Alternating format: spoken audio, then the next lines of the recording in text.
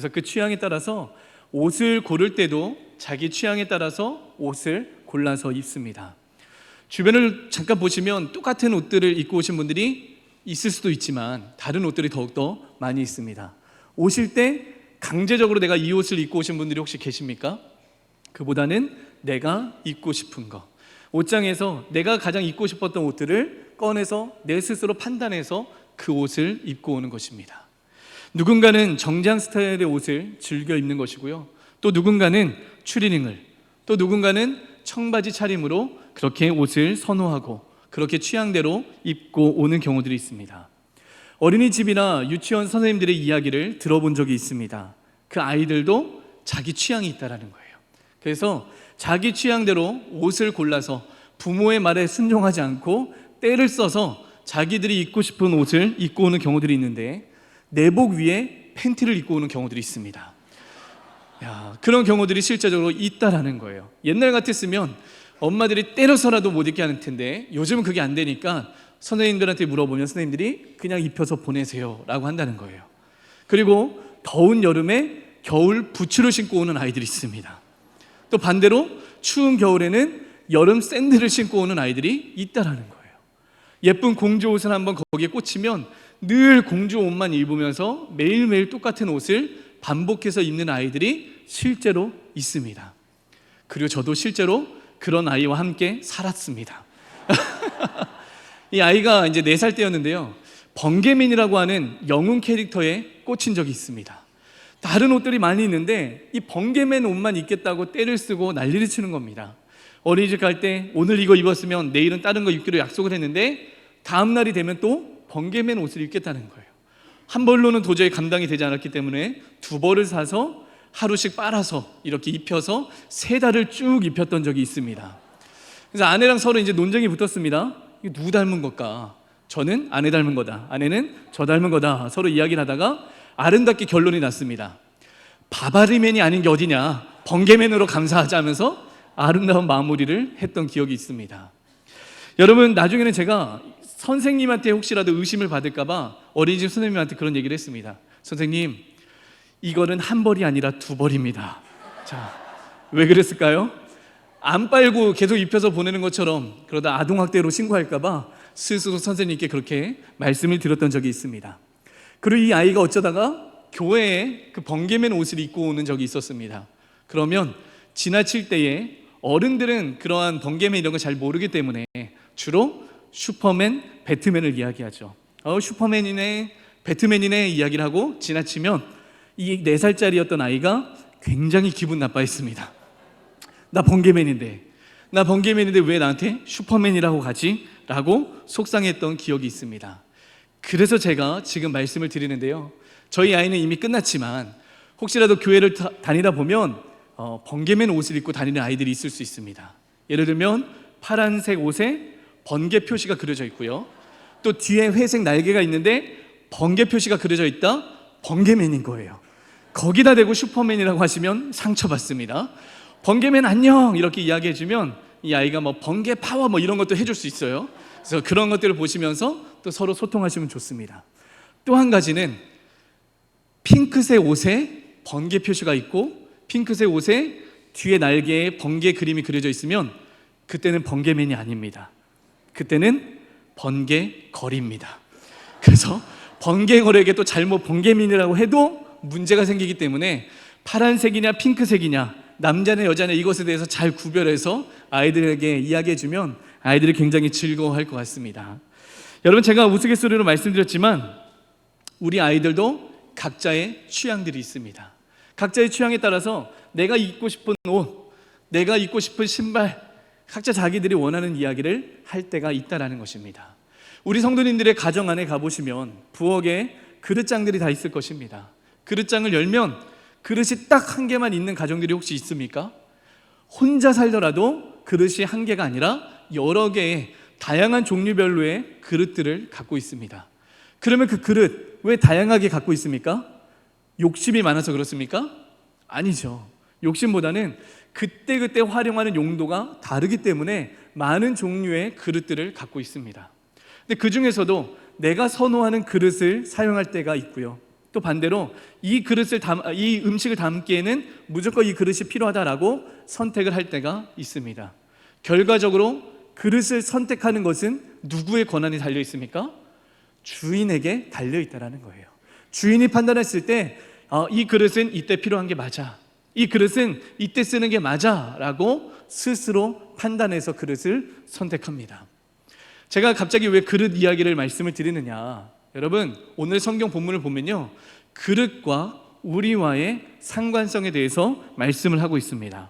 그럼 그릇과 어떤 연관성이 있기 때문에 우리에게 그릇에 대해서 말을 하고 있는가? 먼저 그릇은 어디에 그리고 어떤 종류가 있다라고 오늘의 본문이 말씀하고 있는가? 자, 본문 20절 말씀 우리 함께 읽어보겠습니다. 큰 집에는 금그릇과 은그릇뿐 아니라 나무그릇과 질그릇도 있어 귀하게 쓰는 것도 있고 천하게 쓰는 것도 있나니. 큰 집에는 금그릇, 은그릇, 나무그릇과 질그릇이 있다. 그리고 이 수많은 그릇들이 있지만 이 중에서는 귀하게 쓰는 그릇도 있고 또 반대로 천하게 쓰는 그릇도 있다라는 것을 말합니다. 먼저 여러분 여기서 말하고 있는 큰 집은 무엇일까? 이 큰이라고 하는 헬라어의 단어는 메가스라고 하는 단어입니다. 이와 반대된 단어는 작은, 작다라고 하는 단어가 이 큰이라고 하는 단어와 반대된 단어입니다. 그래서 이 큰이라고 하는 단어가 쓰여졌다는 것은 바로 위대하다, 강하다, 풍부하다라고 하는 뜻을 갖고 있습니다. 그래서 위대한 집, 풍부한 집, 강한 집으로 오늘의 이 큰 집을 번역할 수도 있습니다. 그런데 오늘의 본문에서 사도 바울이 이 큰 집을 비유하는 것은 단순하게 큰 집으로만, 부유한 집으로만 이야기하는 것이 아니라 하나님 아버지가 계신 집을 이 큰 집으로 비유하고 있습니다. 가장 크신 하나님이 거하시는 곳, 가장 강하신 하나님이 거하시는 곳, 가장 풍요로우신 하나님이 거하시는 곳, 그 집이 과연 어디일까요? 교회다라는 것을 비유로 말씀하고 있는 것입니다. 오늘도 교회 안에는 다양한 종류의 그릇들이 있다라는 것을 오늘의 본문이 비유로 말해주고 있습니다. 그러면 이 그릇은 무엇을 비유하고 있는 것인가? 여러분 사도행전 9장 말씀을 보면 바울이 회개하기 전에 수많은 그리스도인들을 핍박하는 사람으로 살아왔습니다. 그래서 끊임없이 그리스도인들을 핍박하고 예수 믿는 사람들에게 고통을 주는 일에 앞장서며 살아왔습니다. 이날도 그리스도인들을 잡기 위해서 길을 가던 중에 빛으로 임하신 예수님을 만나게 됩니다. 그로 인해 바울의 눈이 멀게 되어졌습니다. 앞을 볼 수 없는 바울, 하지만 그는 예수님의 음성을 듣고 예수님을 만나는 은혜를 경험했습니다. 그런데 그때 예수님께서 바울과 가까이 있었던 지역에 있었던 아나니아라고 하는 제자에게 찾아가서 말씀을 주십니다.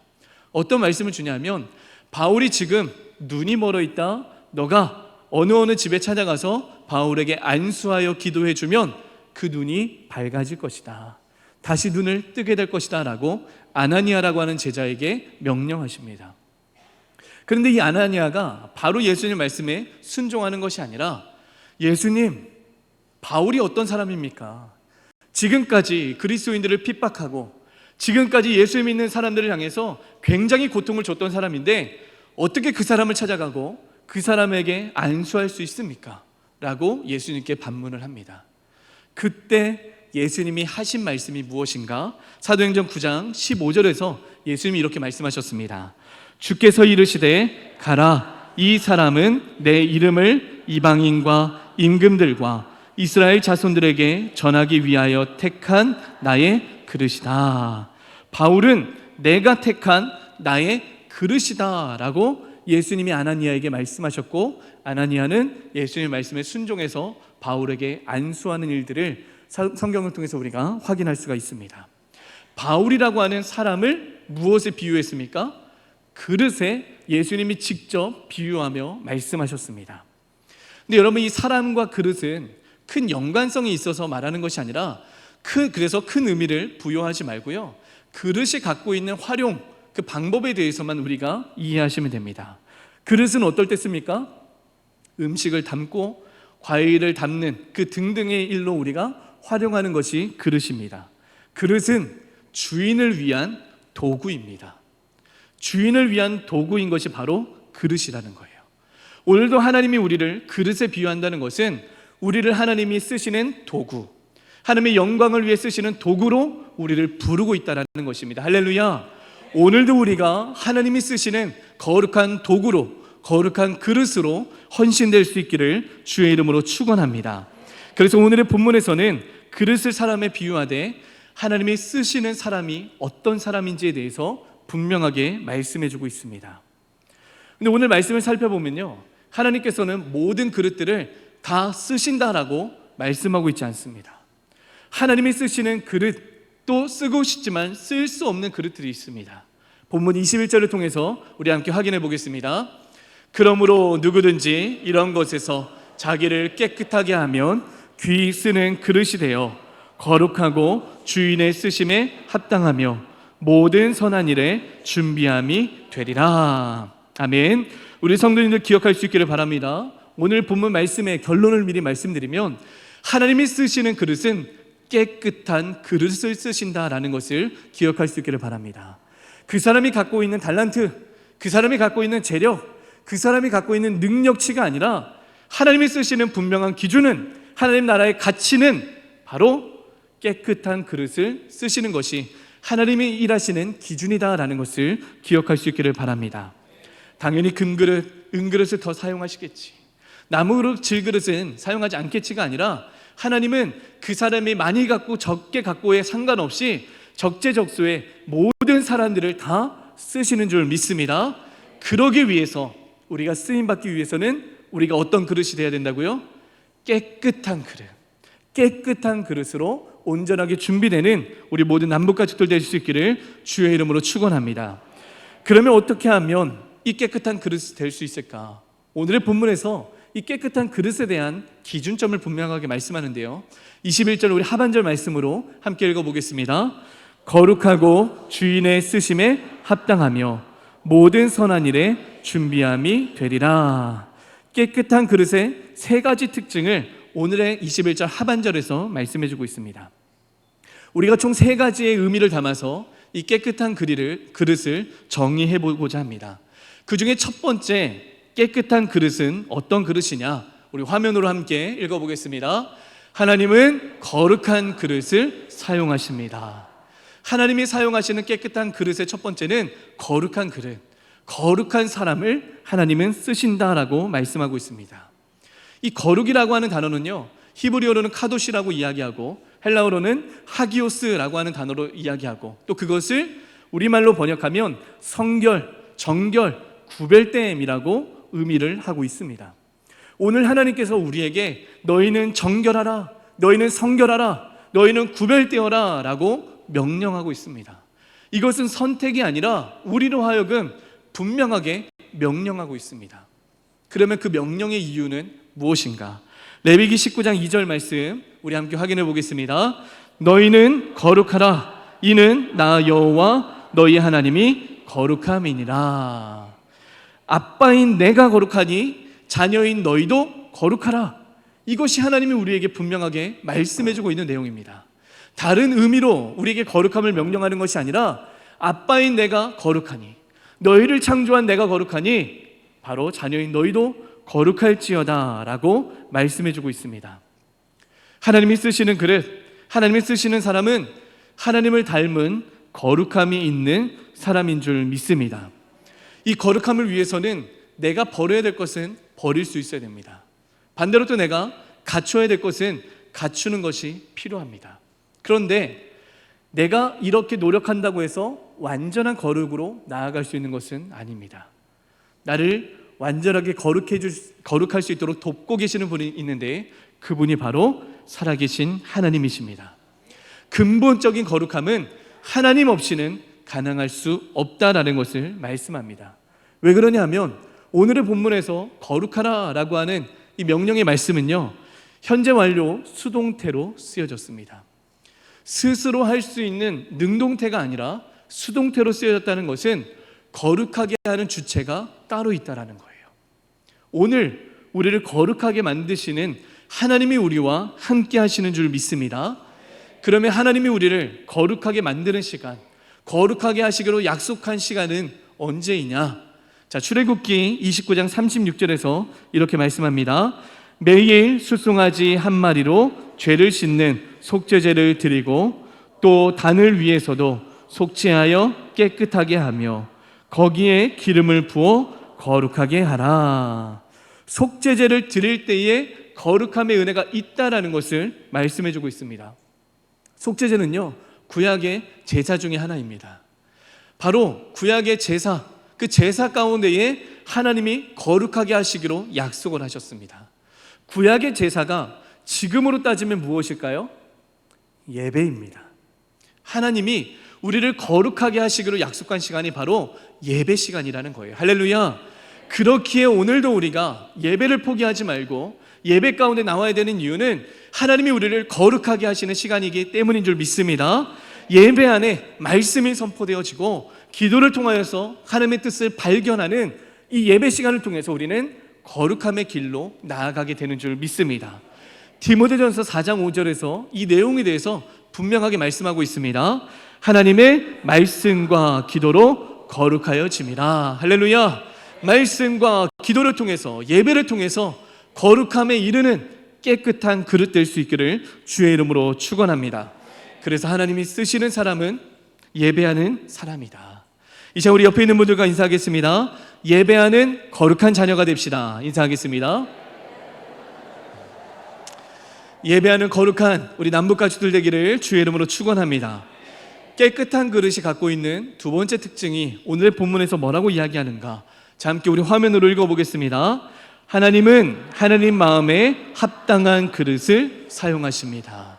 하나님께서는요, 하나님 마음에 합당한 그릇을 원하신다라는 것을 말씀합니다. 근데 하나님 마음에 합당하다라고 하는 것은요, 조금 추상적으로 들려집니다. 어떤 게 하나님의 마음에 합당한 것이냐 질문할 수 있는데, 성경의 수많은 기록들 중에서 내 마음에 합당한 자다라고 말한 인물 한 명이 있습니다. 혹시 누군지 아십니까? 네, 다윗 맞습니다. 우리 사도행전 13장 22절, 우리 그 사람을 함께 읽어보겠습니다.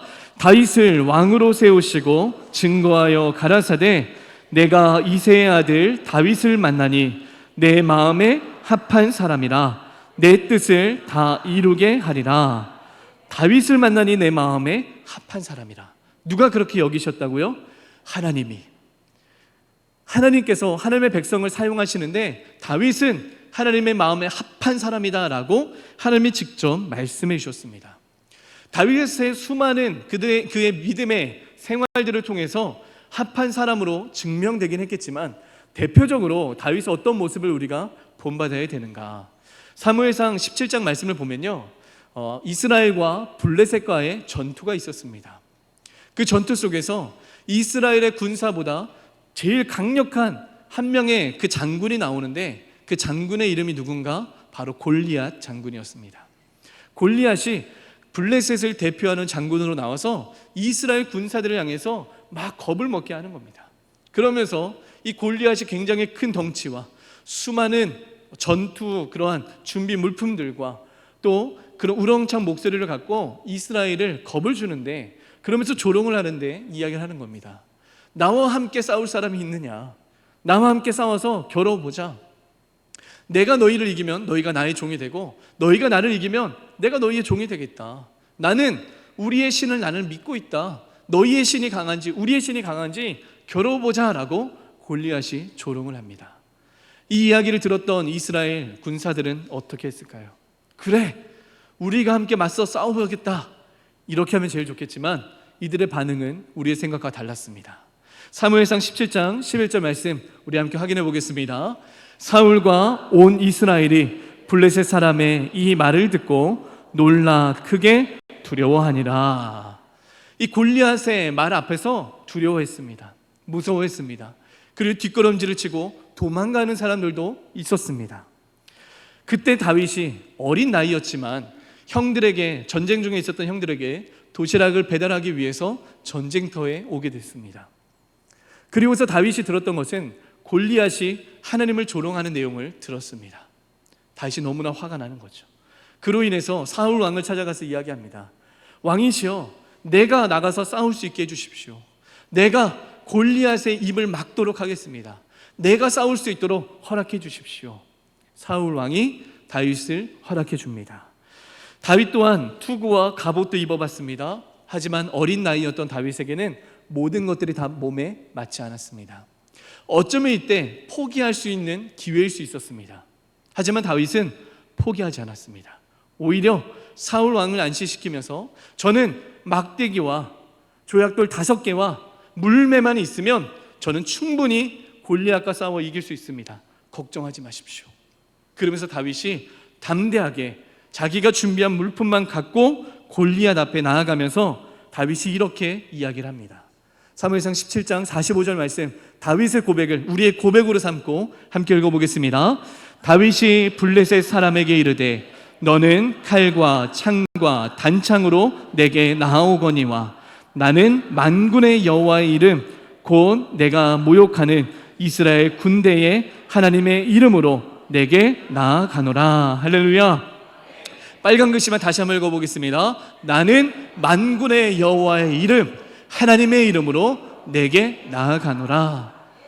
다른 사람들에게 없었던 것, 이것이 바로 다윗이 갖고 있었던 하나님의 이름을 믿고 의지하는 바로 이러한 믿음의 태도가 다윗이 갖고 있었던 모습이었습니다.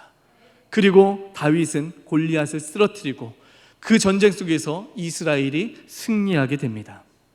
다윗에게는 현실적인 큰 산이었던 골리앗이 있었습니다. 그리고 이스라엘 군사들도 다 하나님을 믿는 사람들이었습니다. 그러나 하나님을 믿는다라고 이야기했던 사람들은 골리앗이라고 하는 큰 산 앞에 두려워서 떨고 무너지고 도망가기 일쑤였습니다. 하지만 어린 다윗은 오히려 그 골리앗과 싸워서 승리하게 됐습니다. 이유가 무엇입니까? 다윗에게는 골리앗이라고 하는 큰 산도 보였지만 그보다 더 크신 하나님이 보였던 것입니다.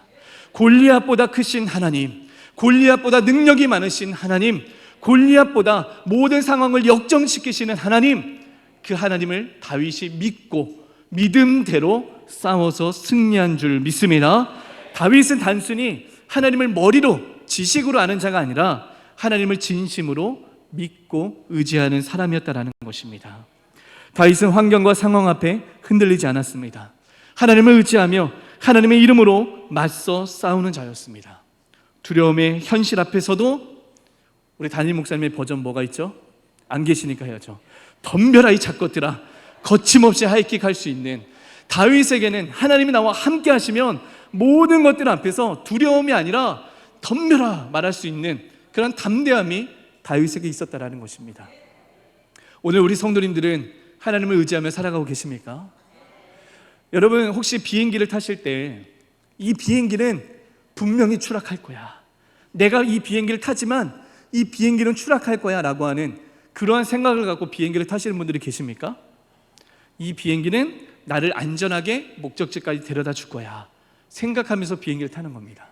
전철을 탈 때도 버스를 탈 때도 이건 사고 날 거야 이런 생각이 아니라 이거는 나를 안전하게 데려다 줄 거야 라고 하는 그런 분명한 생각을 갖고 우리가 버스를 또 전철을 타곤 합니다. 여러분 우리가 비행기도 의지하고 전철도 의지하고 버스도 의지하는데 살아계신 하나님을 의지하지 않고 살아가는 우리의 모습은 아닌가, 다시 한번 우리 스스로를 돌아보았으면 좋겠습니다. 기억하시길 바랍니다. 세상은 변하고 세상은 끝이 오지만 우리 하나님은 영원한 하나님인 줄 믿습니다.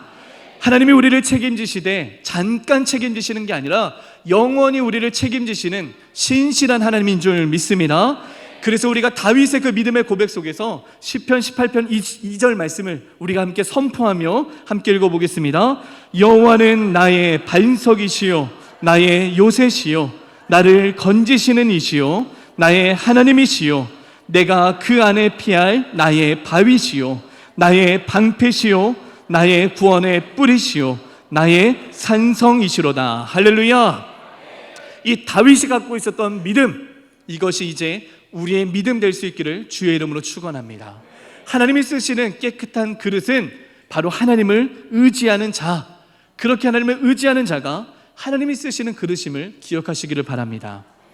오해하지 말아야 될 것은요, 하나님을 의지해야 되는 것은요 하나님을 위해서 우리가 하나님을 의지하는 것이 아닙니다. 누가 복받게 하기 위해서 하나님을 의지하라고 말씀하고 있는가? 잠언 16장 20절에서 그 대상에 대해서 분명히 말씀합니다. 여호와를 의지하는 자는 복이 있느니라. 할렐루야. 오늘도 우리가 하나님을 의지하는 주의 자녀 되기를 소망합니다. 하나님을 의지하는 것은 하나님을 위해서 의지하라는 것이 아니라 하나님이 나를 위해서 너희는 나를 의지해라.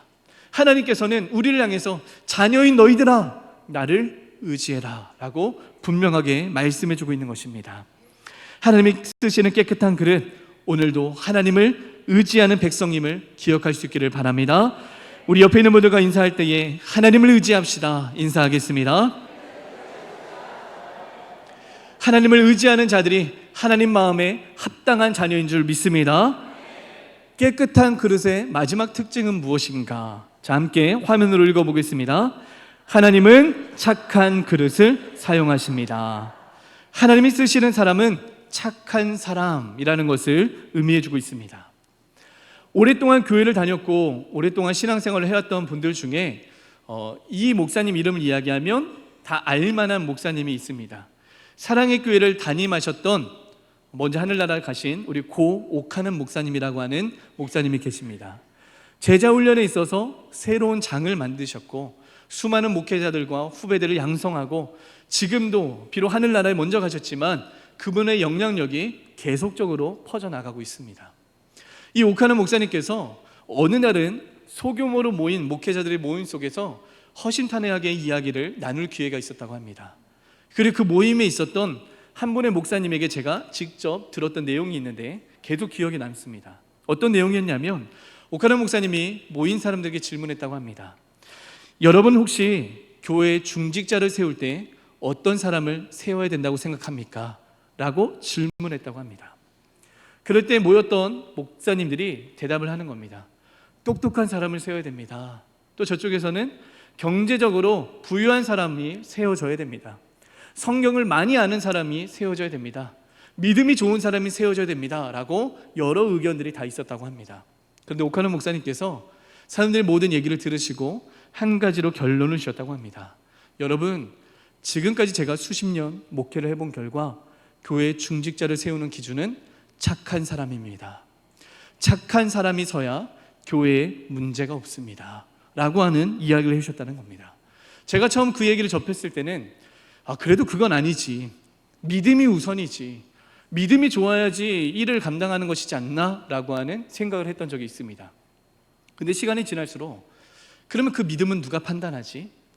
판단할 수 있는 분은 하나님밖에 없는데 사람들 앞에 믿음이 좋은 것으로 비춰진다고 해서 그 사람의 믿음이 진짜 좋은 믿음이라고 말할 수 있을까? 어쩌면 자칫하면 그 믿음이 자신의 의로 변질될 수도 있는 순간들이 있다는 것을 옥하는 목사님이 경고해 주셨던 내용이었습니다. 믿음이 좋은 사람, 물론 믿음은 기본적으로 있어야 됩니다. 하나님이 우리를 창조하셨고 우리가 예수 그리스도를 믿음으로 말미암아 천국 백성이 된다라고 하는 그 분명한 믿음, 하나님이 오늘도 살아계시고 우리 삶에 역사하신다고 하는 믿음, 그 믿음은 분명히 있어야 되는데 그 다음으로 갖춰야 될 자세는 바로 착한 그릇, 착한 성품, 선한 행실의 사람으로 준비된 사람들이 교회 중직을 맡아야 된다라는 것을 말씀하셨다는 겁니다. 혹시 우리 성도님들 신앙생활 하시면서 주변의 사람들과 막 관계하실 때 혹시 그런 얘기 들어보셨습니까? 너는 교회 다닌다면서 왜 이렇게 못됐냐? 그런 얘기 들어보셨습니까? 조용히 마음으로 한번 손들어 보십시오. 가정에서 얘기를 들었을 수도 있고요, 자녀들에게도 얘기를 들었을 수도 있습니다. 저도 그런 얘기를 들었던 적이 있습니다. 근데 그때 제가 은근히 그런 얘기 들으니까 화가 나더라고요. 그래서 제가 이야기를 했습니다. 교회를 다니는 것과 착한 거는 상관없어. 교회 다닌다고 해서 착해야 된다는 얘기는 없어. 오히려 교회 다니는 사람은 예수님을 믿고 천국 가는 것이지, 예수님을 믿어야지만 천국 간다고 하는 것이 필수 조건이지 착한 거는 필수 조건이 아니야 라고 제가 이야기를 했습니다. 여러분, 제 말에 있어서 틀린 것과 정답은 무엇입니까? 먼저 정답은 예수님을 믿어야지만 천국 가는 것은 정답이 맞습니다. 근데 교회와 착한 것과는 상관이 없다라고 하는 말은 틀린 말입니다. 성경에서도 우리에게 착함에 대해서 말씀합니다. 성령의 9가지 열매 중에서 양선이라고 하는 열매가 있습니다. 그 양선은 다시 한번 이야기하면 착함입니다. 양선의 열매는요, 착함의 열매예요. 우리가 성령 충만하다라고 이야기하면 당연히 나타나야 되는 열매가 착함의 열매가 나타나야 된다는 것입니다. 이 착함이 왜 중요하냐면 예수님이 분명하게 말씀하셨습니다. 뭐라고 말씀하셨는가? 마태복음 5장 16절 말씀 우리 함께 확인해 보겠습니다. 그들로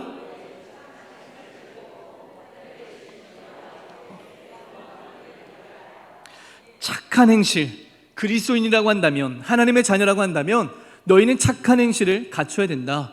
착한 마음만 갖고 있는 것이 아니라 그 마음 속에 플러스 행실을 통해서 너희의 착함이 드러나야 된다는 것을 말합니다. 그리고 그 착함을 통해서 누가 영광 받으신다고요? 하나님이 영광 받으신다는 것을 분명하게 말씀해 주고 있습니다. 예수 믿으세요 라고 외치며 다니는 것도 필요합니다. 그런데 나의 삶의 자리에서 착한 행실을 보이는 것, 예수 믿는 자로서 착한 행실로 살아가는 것을 통해서 오히려 예수님을 모르는 사람들이 예수님을 믿기로 작정하는 은혜가 나타나게 될 줄 믿습니다. 이와 같은 삶을 살았던 사람, 사도행전 11장 24절에 이 사람을 소개해 주고 있습니다. 바나바는 착한 사람이요 성령과 믿음이 충만한 사람이라. 이에 큰 무리가 주께 더하여 지더라. 바나바는 어떤 사람이었다고요? 착한 사람. 착한 성품을 통해서 맨 하단에 뭐라고 이야기합니까? 큰 무리가 주께 더하여 지더라. 아까 우리가 읽었던 마태복음 5장의 말씀에서 예수님의 명령 그대로가 실천되는 사람, 이 사람이 바로 바나바의 모습이었습니다. 착한 행실을 통해서 많은 사람들이 주께 돌아오게 되어졌다. 이것이 바로 우리가 회복해야 되는 착한 성품인 줄 믿습니다. 사랑하는 성도 여러분, 우리에게 착한 마음이 있어지기를 원합니다. 착한 행실을 통해서 하나님께 영광을 올려드릴 수 있는 주의 백성 될 수 있기를 소망합니다. 우리 성도님들은 자녀들을 위해서 기도할 때 무엇을 놓고 주로 기도하십니까? 대표적으로는 머리가 될지언정 꼬리가 되지 않게 하시고 라고 하는 기도 많이 하고요. 또 우리 자녀들이 번성케 하여 주시고 라고 하는 기도 많이 하시고요. 학업 중에 있는 자녀들을 향해서는 지혜와 총명을 달라는 기도를 많이 합니다. 근데 혹시 이 말씀에 비춰봤을 때 하는 나의 자녀가 착한 주님의 일꾼 되게 하옵소서라고 하는 혹시 그런 기도를 해보셨습니까? 어쩌면 우리는 많은 것을 통해서는 이런 은혜를 달라고 기도하고 있지만 착한 주의 일꾼 되게 해달라고 하는 것은 우리가 기도하지 않았던 것은 아닌가. 그런데 분명한 것은 무엇입니까? 하나님이 쓰시는 그릇은요, 깨끗한 그릇, 착한 그릇이라고 말씀하고 있습니다. 하나님의 영광을 위해서 쓰실 수 있는 그릇이 바로 깨끗한 그릇, 착한 그릇인데 우리는 끊임없이 지혜를 달라고 총명함만 달라고 기도하고 있다는 거예요. 오늘 우리의 기도가 달라질 수 있기를 소망합니다. 우리의 가정을 위한 기도가 달라질 수 있기를 바랍니다. 착하면 손해보는 거야, 착하면 바보 되는 거야, 우리가 그 세상의 논리 때문에 우리 스스로 자꾸 위축되고 우리 스스로 자꾸 악함의 길로 가는 것에 있어서 합리화시켜서는 안 된다는 거예요. 하나님은 오늘도 우리에게 착함을 원하고 계십니다. 그 착함을 통해서 주님의 영광을 드러낼 수 있는 우리 모든 성도님들 될 수 있기를 주의 이름으로 축원합니다. 우리 마지막으로 함께 인사하겠습니다. 착한 그릇이 됩시다. 인사하겠습니다. 말씀의 결론을 맺겠습니다. 여기 계신 모든 성도님들은 하나님이 쓰시는 깨끗한 그릇 될 수 있기를 주의 이름으로 축원합니다. 바라기는 자기 자신을 위한 그릇, 나의 만족을 채우는 그릇이 아니라 마지막 때에 하나님께서 아낌없이 사용하시는, 그래서 그러한 그릇으로 준비될 수 있기를 원하는데요, 특별히 하나님을 예배하는 거룩한 그릇 되기를 주의 이름으로 축원합니다. 하나님 마음에 합당한 그릇, 하나님을 의지하는 그릇 될 수 있기를 축원합니다. 착한 그릇, 착한 마음과 착한 행실을 통해 하나님께 영광 올려드릴 수 있는 깨끗한 그릇으로 준비될 수 있기를 주의 이름으로 축원합니다.